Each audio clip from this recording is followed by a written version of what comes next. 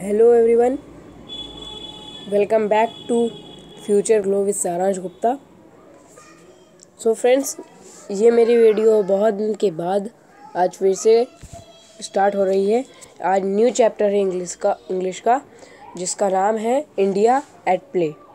आज हम लोग इस चैप्टर को बहुत ही अच्छे तरीके से पढ़ेंगे और हम लोग ये बुक कोई एनसीईआरटी बुक नहीं है, ये दूसरी बुक है। इसका मैं नेम आपको बता देता हूँ, new James English reader class 6। ये क्लास 6 की बुक है, new James English reader.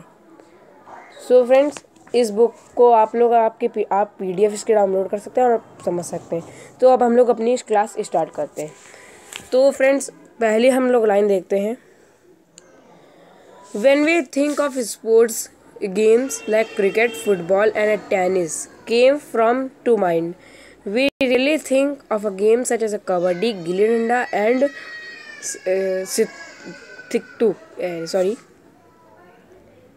thought they have been with us for a centuries and they are playing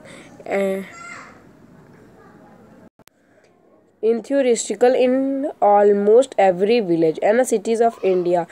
What are these games? Where do they come from and what do they mean to us? Let's read on. तो first paragraph में friends आपको यही बता रहा है कि जैसे games होते हैं, हमारा कबड्डी हो गया, क्रिकेट्स हो गया और फुटबॉल हो गया और टेनिस। ऐसे हमारे पास बहुत से गेम्स हैं जिन गेम्स को हम लोग खेलते हैं, और ऐसे बहुत गेम्स हैं जो हमारे पास सेंचुरीज से है। कबड्डी हो गया जो सेंचुरी से हमारे पास, कबड्डी हो गया, गिल्ली डंडा एंड सितपू भी से कहते हैं, किटकिट लिखा जाता है और सितपू भी से कहते हैं। तो ये सब गेम हमारे पास बहुत पहले से हैं, हम लोग इसे बहुत पहले से खेलते हैं और सेंचुरीज से हमारे पास। इस गेम्स को हम लोग हर विलेज में देख सकते हैं, हर सिटी में देख सकते हैं, हर जगह इस गेम्स को हम लोग देख सकते हैं। और अब फ्रेंड ये बात होती है, ये गेम कहाँ से आए और क्यों आए और हमें इनसे हमें क्या मीन मिलते हैं। तो अब हम लोग अपने नेक्स्ट पैराग्राफ से इस चैप्टर को फुली एक्सप्लेन करके समझने वाले हैं।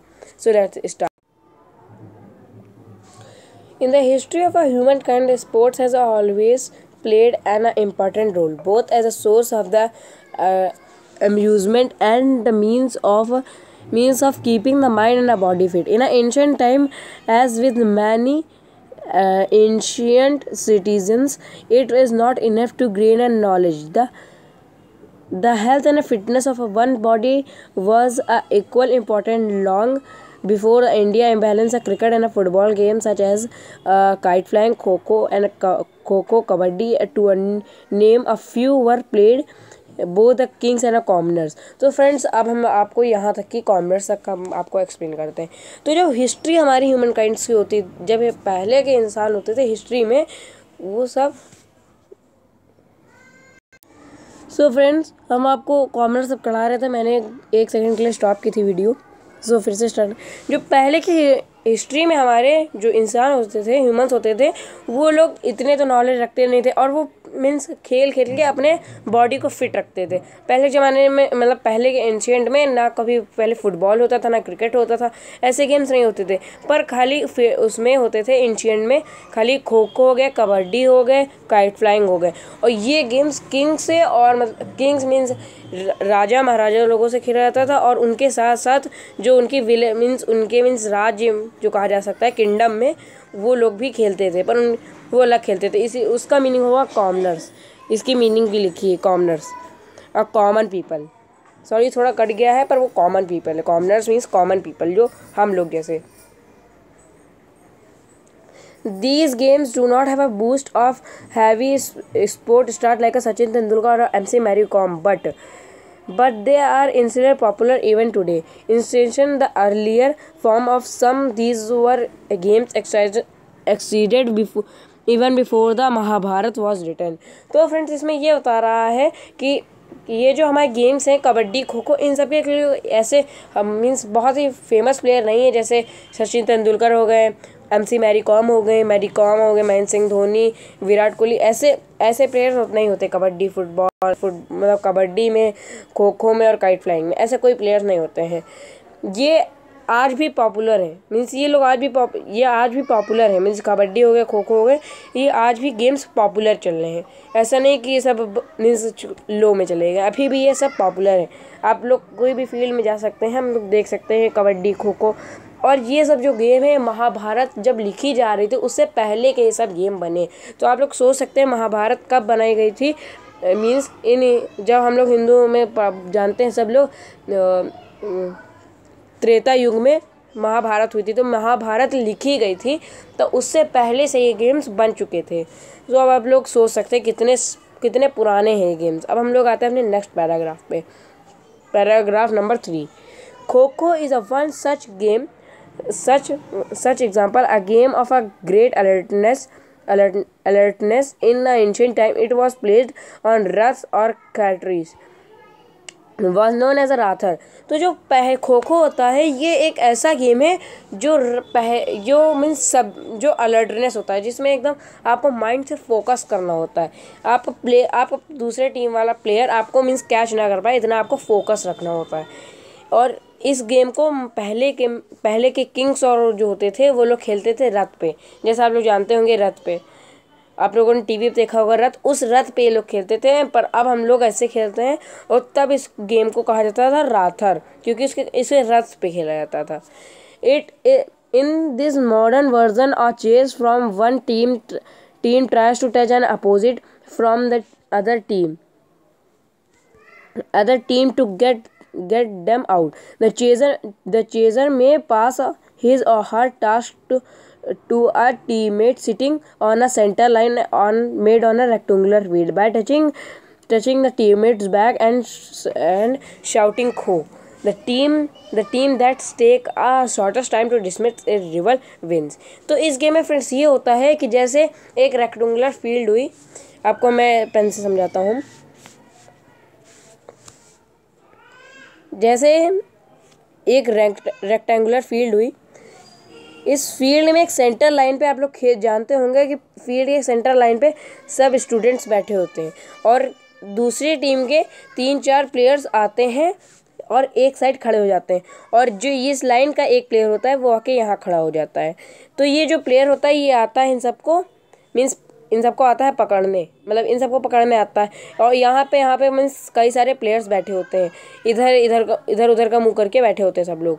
तो ये प्लेयर आ रहा है, यहाँ से आया जैसे, तो अब इस प्लेयर ये वाला प्लेयर मीन्स सब लोग इधर उधर हो जाते हैं। तो जैसे ये वाला प्लेयर आया और यहाँ खड़ा है, तो ये प्लेयर ने देखा कि यहाँ आ रहा है, हम उल्टा नहीं जा सकते हैं ना इस गेम में। तो अब ये यहाँ प्लेयर बैठा है, तो इसके पास जाएगा और इसके शोल्डर पे कहेगा खो, तो ये प्लेयर उठेगा और इस प्लेयर को कैच कर लेगा। तो ये जो प्लेयर हुआ ये हो जाएगा आउट। तो ये फ्रेंड्स हुआ। अब हम लोग आते हैं अपने अनदर गेम पे। तो another game of touching and dismiss is opposite at kabaddi. It's set to organize from a Mahabharata incident of Abhimanyu getted trapped in a chakravyuh created by his enemies.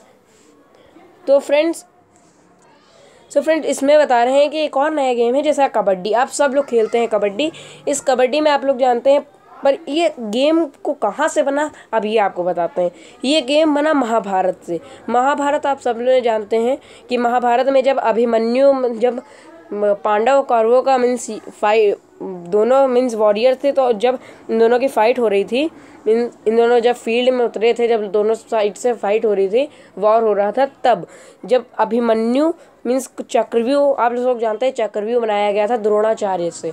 तो जब द्रोणाचार्य ने चक्रव्यूह बनाया था तब उसको कोई तोड़ना नहीं आता, तो खाली अभिमन्यु जानते थे और अर्जुन। तो अर्जुन नहीं थे, तो अभिमन्यु जब गए तो अभिमन्यु को सब लोगों ने मिलके मार दिया।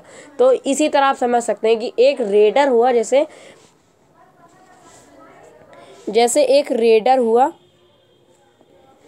आपको हम एकदम ऐसे समझा रहे हैं जैसे ये अभिमन्यु, और यहाँ पे 7 प्लेयर्स होते हैं, 1 2 3 4 5 6 7। तो 7 प्लेयर्स हुए। अब ये 7 मिलके इस प्लेयर को मार देते हैं।